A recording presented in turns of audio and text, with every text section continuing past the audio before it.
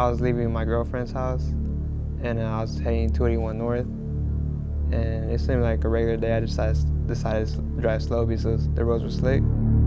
Just remember my car just like a loud pop, and my car is spinning out of control. And I get out, and I took about like 3 steps out of my car, and I turned to look at my car, and that's when I got hit. I looked back at my legs because I couldn't move.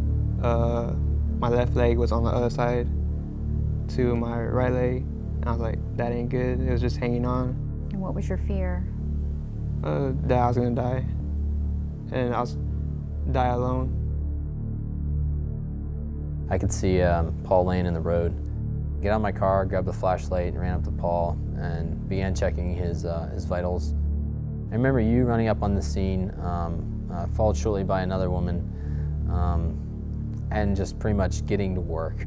From his knee to his foot, there was nothing but flesh and bone fragments on the ground.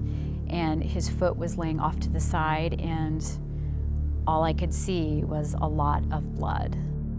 The woman next to you is actually wearing a scarf, so we had her take the scarf off. I pushed the scarf underneath. She grabbed it from the other side. Together we tied it tight, tight, tight.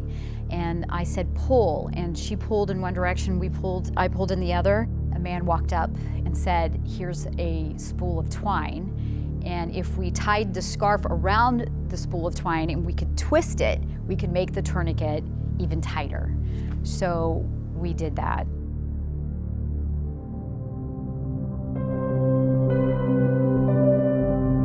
And there we sat in the freezing cold while motorists sped by us. There was nothing else we could do for Paul but wait for help. What was more important than the blood and the scary things on the scene was making sure that he wasn't alone and that no matter what, we wouldn't leave his side. We called Paul's parents to let them know what happened. And when paramedics got there, Mark and I are there on the right, they loaded him up and whisked him away to SAMC.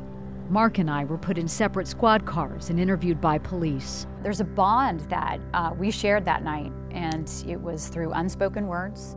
Yet I had no idea who they were. When I got home, I went on Facebook and thanked them all, the complete strangers brave enough to stop with me.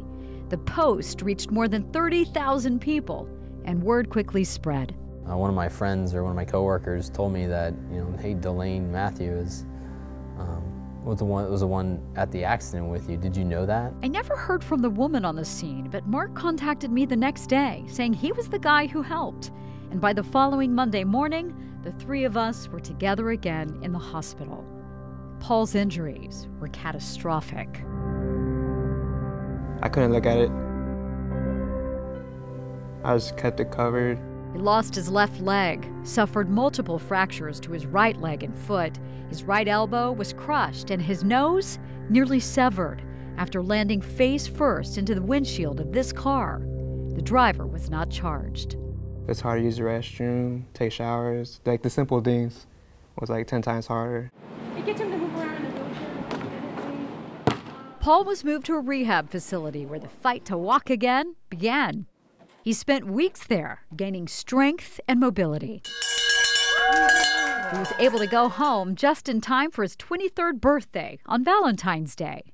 But there was much more work to be done. From the time he was at San Antonio Military Medical Center, he could look out the window and see this round building.